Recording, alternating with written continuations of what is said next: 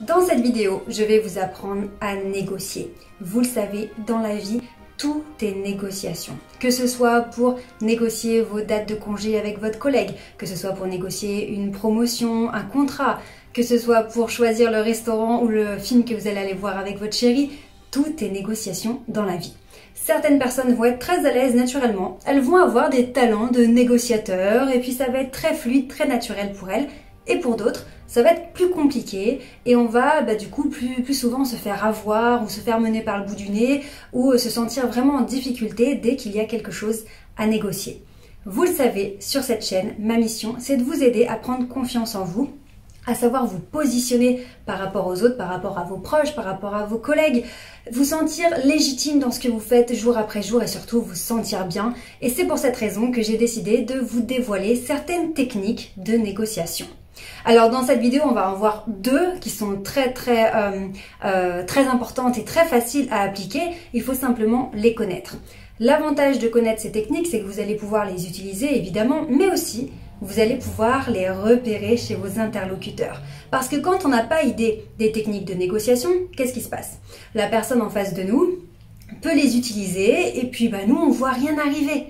On voit pas le truc arriver et puis du coup on se fait prendre dans la technique de négociation de la personne et au final on rate les opportunités, on fait des concessions et on sait pas comment on en est arrivé là. Donc vraiment le but de cette vidéo, c'est que vous puissiez utiliser ces techniques mais aussi les repérer chez vos interlocuteurs. Vous le savez, la communication c'est passionnant, ça passe par les mots qu'on va choisir mais aussi et surtout par notre façon de communiquer avec notre corps, avec l'énergie qu'on va dégager, les ondes qu'on va dégager et en négociation, ça se rejoint. La négociation, ça va être sur les mots que vous allez choisir, sur les différentes phrases, comment vous allez positionner vos arguments, mais aussi comment vous allez être convaincant. Est-ce que si vous y croyez fort dans votre tête, comment vous positionnez, tout est communication inconsciente en fait. Tout se joue sur un plan inconscient et c'est passionnant de prendre conscience de tout ça et de prendre du recul et de voir tout ce qu'il y a en jeu lors d'une négociation. Alors sans plus tarder, on va commencer par la première technique. Pour avoir toutes les techniques de négociation, toutes les techniques aussi de communication non verbale, comment utiliser son corps pour avoir plus d'impact, être plus influent, je vous invite vraiment à vous abonner à la chaîne pour ne rien louper. Je vous donne vraiment mes meilleurs conseils, donc abonnez-vous à la chaîne et cliquez bien sur la petite cloche de notification. La première technique que je vais vous dévoiler, c'est très basique, mais on peut facilement tomber dans le panneau. Cette première technique, c'est la technique qui s'intitule point par point. Il va falloir négocier patiemment, point après point, et ne surtout pas dévoiler la globalité, la totalité des points que vous voulez négocier.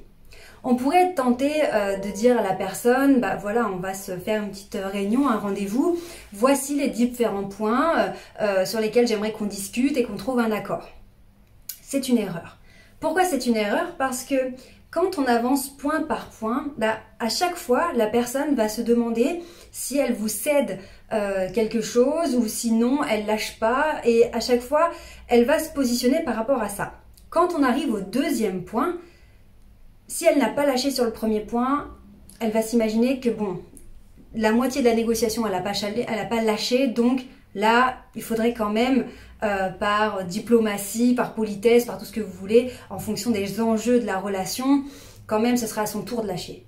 Si maintenant, elle sait qu'il y a encore d'autres points à venir derrière, elle va peut-être se réserver en se disant « Non, si je lâche sur ce point, il faudra certainement que je lâche sur les autres points, sur les points suivants. » Et là, non, c'est pas possible. Donc, quand on lui donne les différents points sur lesquels on veut négocier, on lui donne finalement une vue d'ensemble et la personne va pouvoir mettre en place sa stratégie et se dire à l'avance sur quel point elle va lâcher, faire des concessions et sur quel point non, elle ne voudra pas céder.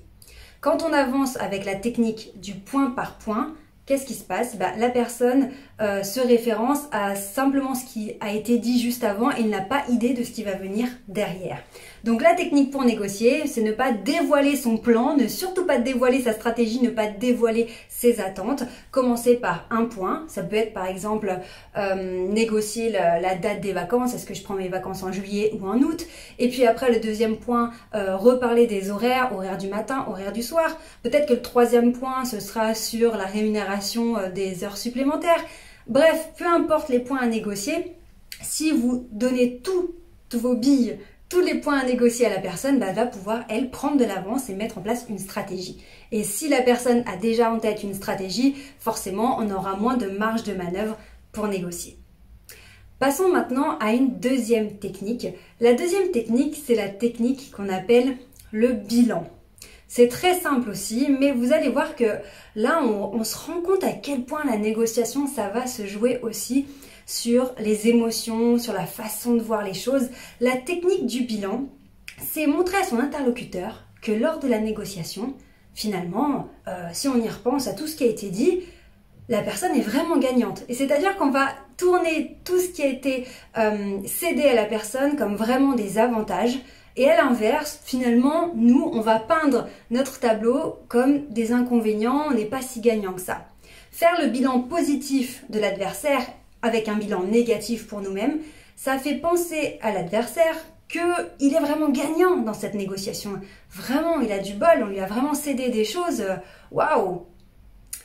Qu'est-ce qui se passe? Eh ben, en faisant ça, si on a un autre point à négocier, finalement, on a tellement fait penser à la personne qu'elle était gagnante, qu'elle avait gagné beaucoup de choses, que sur le dernier point, on va plus facilement pouvoir lui demander de nous céder ce dernier point. Parce que finalement, jusque-là, la personne a été vraiment gagnante, etc. Nous, pas tellement. Donc, ce dernier point, quand même, elle pourrait nous le laisser. Alors là, la technique du bilan, ça peut être totalement faussé. Donc là, on est presque, on peut même parler de manipulation parce que finalement, c'est la façon de peindre le tableau de la négociation qui va faire penser à la personne qu'elle en sort gagnante. Et tout dépend de comment vous allez tourner les choses. Peut-être que si on prend l'exemple des vacances en juillet ou en août, vous pouvez même, quelque chose qui est à votre avantage, le tourner, lui décrire en lui faisant croire que c'est à son avantage. Alors là, c'est pour ça que je vous dis c'est presque ça frôle la manipulation ou c'est de la manipulation parce que finalement, nous, on sait pertinemment qu'on est gagnant, mais on va lui faire croire en fait que c'est elle la gagnante pour qu'après on puisse obtenir les avantages sur le point suivant. Comme dans toute la communication, dès qu'on a accès à des outils, à des connaissances, qu'on comprend mieux les autres, qu'on comprend mieux les enjeux psychologiques, les besoins psychologiques des personnes, les émotions, le système de valeurs dans lesquels les personnes sont. Donc tout ça, c'est des grosses notions que j'aborde dans d'autres vidéos de la chaîne. Je vais faire énormément encore de contenu là-dessus. Dès qu'on a accès à tous ces outils, clairement, on est meilleur communicant. Pourquoi ? Parce qu'on sait adapter sa façon de parler et comme on observe mieux les autres, on comprend comment leur dire les choses, comment faire pour qu'on puisse se comprendre. Mais il y a toujours le côté obscur de la force qui est évidemment, plus on comprend les autres, plus on manie les arguments, la façon de s'exprimer, plus on est capable de manipuler les autres évidemment. Donc tous ces outils sont extrêmement puissants dans la sphère professionnelle, mais aussi dans la sphère personnelle. Ça va nous permettre d'avoir de meilleures interactions, de mieux se faire comprendre, de mieux comprendre les autres, donc de désamorcer des conflits, mais aussi, forcément, il y a des personnes qu'on va croiser qui sont ce qu'on appelle toxiques ou malveillantes et qui peuvent utiliser ce genre de technique de négociation, de communication pour justement avoir des actes malveillants envers nous. Donc, à nous de les repérer et à chacun de choisir ce qui fait de cet outil de communication ultra puissante au quotidien. Donc pour retenir les deux techniques de négociation qu'on a vues aujourd'hui, la première, la technique du point par point, on ne dévoile pas à l'avance tous les points qu'on veut négocier, on les travaille un par un, comme ça la personne n'a pas idée de ce qui vient encore derrière, elle va plus facilement nous concéder des choses. Deuxième technique, la technique du bilan. Je fais un bilan ultra positif pour mon interlocuteur, je lui montre que vraiment il est gagnant dans cette négociation et je peins un bilan négatif pour moi, je suis pas si gagnant que ça finalement et comme ça me permet sur le dernier point de le faire lâcher parce que comme il est grand gagnant de cette négociation, il peut bien me lâcher, grand seigneur, le dernier point. Donc là aussi très important de choisir l'ordre des points à négocier, mais on en reparlera dans une autre vidéo. Je vous invite aussi à regarder dans la description de cette vidéo, il y a énormément de liens, des programmes gratuits, allez-y, profitez-en. Vous pouvez aussi me suivre sur Instagram où je vous partage des citations, des choses qui vont vous booster au quotidien. Le but c'est vraiment de développer notre leadership, notre confiance en nous pour se sentir bien au quotidien. Prenez bien soin de vous et je vous dis à très vite. Ciao!